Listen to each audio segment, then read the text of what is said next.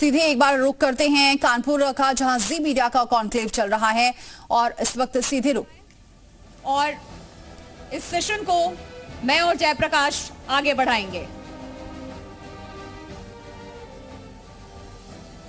बहुत बहुत स्वागत है सर आप दोनों का। और इस सेशन की जो शुरुआत है, मैं सबसे पहले ये बता दूं कि आज यहाँ हम सिर्फ सरकार की बात नहीं करेंगे कि सरकार के पाइपलाइन में क्या है या फिर राजनीतिक प्रतिक्रिया जो सामने आती है इलेक्शंस को लेकर, क्योंकि उपचुनाव भी होने हैं उत्तर प्रदेश में कई सीटों पर विधानसभा के।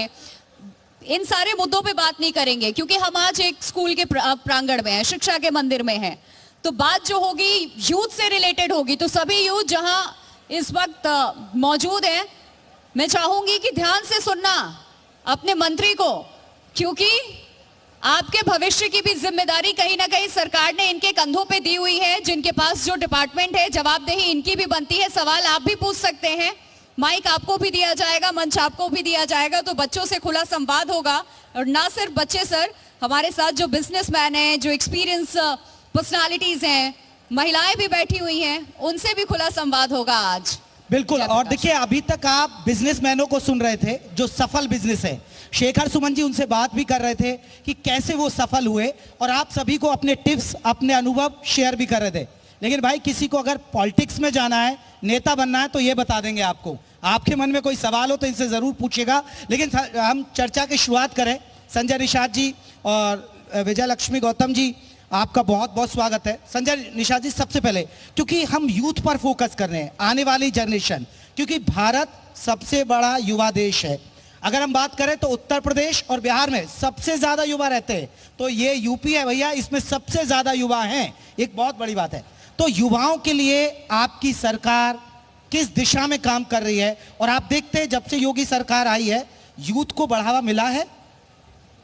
पहले तो आपके चैनल और दर्शकों को और आए मेहमानों को मैं बधाई दूंगा कि आज एक ऐसे प्लेटफार्म पर हमें लाए हैं कि जब मैं यूथ था तो मैं जयपुरिया इंटर कॉलेज में पढ़ता था।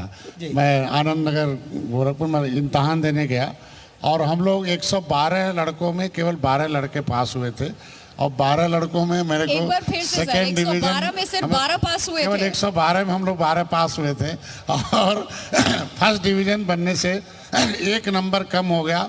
तो मैं हमेशा ज़िंदगी में सोचा कि अब हमेशा एक नंबर कम है, टीचर अब हमेशा एक नंबर पर रखना है और देश के युवाओं को भी एक नंबर पर देश में लेके जाना है। जिसके लिए मैं डॉक्टर तो बना, बाद में राजनीति में आया, क्योंकि राजनीति एक ऐसी चीज़ है कि बिजनेस मैनेजमेंट तो अभी चल रहा था, लेकिन देश में युवाओं और सबके बीच में बुजुर्गों को, सभी जाति, सभी धर्म, सभी वर्ग को, देश को मैनेजमेंट जो होता है वो पॉलिटिक्स से होता है। क्योंकि लोकतंत्र की स्थापना इसीलिए हुई कि सबको मैनेजमेंट करके आगे चला जा। तो आपका जो सब्जेक्ट है यूथ, और जो है यूथ और बूथ जो है, तो राजनीति में बूथ था, आज यूथ को आप बूथ दिखा रहे हैं। तो इसलिए मैं आपको बधाई दूंगा। हमारी सरकार मैनेजमेंट की देन है कि जो पिछली सरकारें थीं उसमें जो है अर्थव्यवस्था कहाँ था। आज मोदी जी की मैनेजमेंट की देन है कि अर्थव्यवस्था 5वें नंबर पर आया है। और जो मैं अभी ब्रिटेन गया था, लंदन गया था, मैं वहाँ स्कॉटलैंड गया था, तो मैं देखा वहाँ की अर्थव्यवस्था, यहाँ की अर्थव्यवस्था। हमें इतनी खुशी है कि जिन अंग्रेज़ों ने, जिन ब्रिटेन ने हमें 350 वर्ष गुलाम बनाया था और उस अर्थव्यवस्था में हमसे ऊपर रहा करता था, लेकिन मोदी, हमारी सरकार की मैनेजमेंट की देन है कि आज ब्रिटेन अर्थव्यवस्था में हमसे नीचे है, भारत की अर्थव्यवस्था सबसे ऊपर है। उत्तर प्रदेश में योगी जी को भी धन्यवाद दूंगा कि उन्होंने भी उत्तर प्रदेश की अर्थव्यवस्था को सबसे पूरे देश में दूसरे नंबर पर लाया है। समय आएगा तो उत्तर प्रदेश उत्तम प्रदेश होगा, एक नंबर की अर्थव्यवस्था। जी बिल्कुल। विजय लक्ष्मी गौतम जी भी हमारे साथ यहाँ मंच पर मौजूद हैं। महिलाएं भी हैं, बच्चियां भी हैं स्कूल के प्रांगण में। निषाद जी ने अपने एक्सपीरियंस को बताया है कि कैसे यहाँ से ये पास आउट हुए थे, कितने बच्चे थे, अपने पुराने दिनों को याद किया है। मैं चाहूँगी मैम, आप अपने डिपार्टमेंट के बारे में, मंत्रालय के बारे में, खास करके कानपुर में, क्योंकि हम यहाँ मौजूद हैं, बात कर रहे हैं। ये जो शहर है वो कई किलोमीटर में फैला हुआ है, बहुत बड़ा शहर है, बहुत सारी सुविधाएं हैं, लेकिन बावजूद इसके कई सारे ग्रामीण इलाके से ये कानपुर शहर भी घिरा हुआ है। वहाँ की बच्चियों को लेकर के भी आप कुछ साझा करना चाहें, क्योंकि वो नहीं पहुँच पाती हैं, बड़े बड़े इंस्टीट्यूशन यहाँ पे हैं, संस्थान भी हैं, लेकिन वहाँ तक का जो सफ़र, जो रास्ता होता है वो तय नहीं कर पाते हैं। सिक्योरिटी चाहे वजह हो जाए या फिर कोई और वजह हो जाए, तो उन पिछड़ा या अति पिछड़ा वर्ग की हम बात करें, बच्चियों को यहाँ लाने के लिए, इस मंच तक पहुँचाने के लिए, इसके आगे पहुँचाने के लिए आप क्या कर रही हैं? सबसे पहले तो धन्यवाद कानपुर के इस जयपुरिया शिक्षा मंदिर में हमें आपने यहाँ बुलाया। हमें भी ऐसे मंच पे आकर के सरकार के बारे में, जिस सरकार में हम सहयोगी मंत्री के रूप में ग्राम विकास विभाग देख रहे हैं, इसके बारे में बताने के लिए अवसर मिला, इसके लिए आप जी ने उसको भी बहुत बहुत धन्यवाद, और जयपुरिया शिक्षा मंदिर के सभी लोगों को बहुत बहुत धन्यवाद। आपने जो सवाल किया, मैं तो सबसे पहले धन्यवाद देती हूँ इस देश के प्रधानमंत्री आदरणीय नरेंद्र भाई मोदी जी को और उत्तर प्रदेश के मुख्यमंत्री परम पूज्य योगी आदित्यनाथ महाराज जी को, क्योंकि अभी हमारे डॉक्टर साहब ने काफ़ी चीज़ें बताई, और हमारे ग्राम विकास विभाग से बताऊं तो मुझे लगता है कि कभी लगता नहीं था कि सरकारें इतना काम करती हैं और इतना सरकार सीधा मोदी जी की कोई योजना हो, जैसे PM-JSY की, जो हमारे विभाग से, ग्राम विकास विभाग से जो RES विभाग है, वो गाँवों में जा करके आज छोटी छोटी सड़कें, यानी 500 मीटर से ज़्यादा की भी सड़कें हैं, वो भी PM-JSY से लेकर के बन रही हैं, और वो FDR तकनीकी से बन रही है।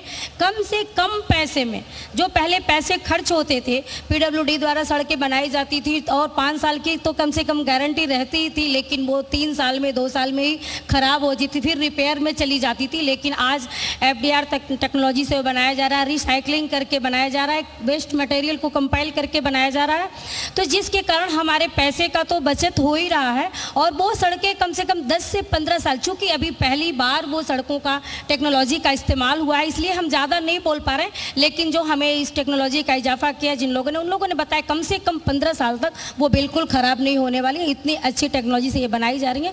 तो लगातार हमारे ग्राम विकास विभाग के माध्यम से कार्य हो रहा है। हमारा मनरेगा विभाग है, मनरेगा विभाग के माध्यम से, ग्राम प्रधान के माध्यम से गाँव में 200 मीटर की CC, जो कभी इतना काम नहीं हुआ करता था, 60-40 के रेशियो से लगातार गांव में काम हो रहे, मतलब जिले से लेकर के गांव तक की कनेक्टिविटी को भी लगातार PM-JSY से लेकर के ठीक किया जा रहा है।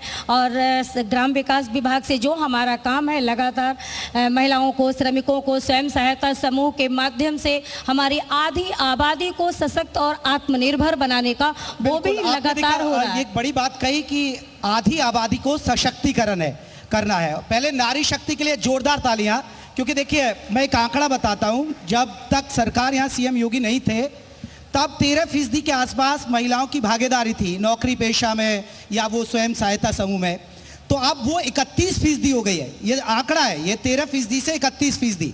और उसका उदाहरण देखिए, हमारे इस हॉल में ज़्यादातर महिलाएं नजर आ रही है, यानी नारी शक्ति नजर आ रही है, ये एक अच्छी बात है। आप सिर्फ यहाँ ही नहीं देखेंगे, आप प्रशासन में भी देखेंगे, हर जनपदों में हमारे CDO, हमारे DDO, हमारे BDO, हमारे जो है ग्राम विकास सचिव, मतलब हर स्तर पर, चाहे आप DM रैंक से देख करके नीचे तक जाएंगे, हमारी महिलाओं की भागीदारी आज बहुत ज़्यादा अच्छा हुआ है और आगे बढ़ रहा है, क्योंकि हम अच्छा सुशासन सरकार की तरफ से दे रहे हैं और भ्रष्टाचार मुक्त नियुक्तियाँ हो रही हैं। रही बात की जो पहले दलित, पिछड़े, अगड़े की जो लगातार भेदभाव हुआ करता था, ये हमारी आधी आबादी के लिए आज ये भागीदारी क्यों बढ़ी?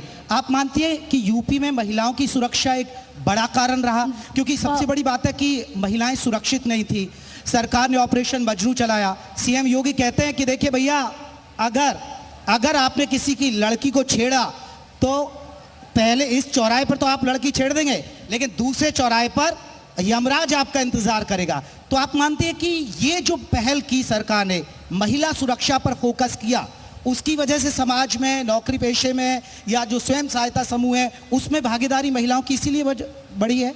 मैं सबसे बड़ी बात आपने कही कि ये पहल के अनुसार निश्चित रूप से जब हमारे लोकतंत्र में हमारी ये व्यवस्थाएं जो चलती हैं वो सशक्त, मजबूत होती हैं और वो निर्णय लेने वाली होती हैं, तो निश्चित रूप से आम जनमानस पे इसका प्रभाव पड़ता है। निश्चित रूप से हमारी आधी आबादी, हमारी महिलाएं, बहनें जो गाँव में रह रही हैं, जो कम पढ़ी लिखी बहनें हैं, जो चौखट से बाहर नहीं निकलती थी, आज वो भी बहनें अपने आप को सुरक्षित महसूस कर रही हैं और बाहर निकल रही है। मैं आपसे बताना चाहूंगी कि वो बहनें जो अपने भाई को लिए बिना, अपने पति को लिए बिना, अपने पिता को लिए बिना स्कूल, कॉलेज, अस्पताल या कहीं भी किसी संस्थान में जाना हो बिना साथ लिए नहीं जाती थी, आज अकेले धड़ल्ले से मैं देवरिया जनपद के सलेमपुर विधानसभा से हूँ, वहां से लखनऊ, कानपुर, दिल्ली कहीं जाना हो जा रही है। और रही बात आपने गांव की बेटियों के बारे में कहा, आज गांव में हमारे कम पढ़े लिखे लोग भी आधी रोटी खा के, मैं कहूंगी कम से कम अपनी व्यवस्थाओं में भी अपनी बेटियों को पूरा शिक्षित करने का कार्य किया। निश्चित रूप से सरकार इसको प्रोत्साहित की है, सरकार ने सुरक्षा मुहैया कराई है, सरकार ने बिना भेदभाव के हर प्रकार के कल्याण की, गरीब कल्याण की योजनाओं को मुहैया कराया है। तो निश्चित रूप से हमारी आधी आबादी सशक्त, मजबूत और आत्मनिर्भर